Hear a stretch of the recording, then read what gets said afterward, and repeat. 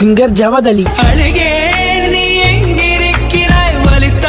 Singer Javad அலி தமிழ், தெலுங்கு அப்படின்னு multiple லாங்குவேஜ்ல மோர் தென் 100+ songs கூட பாடிருக்காரு.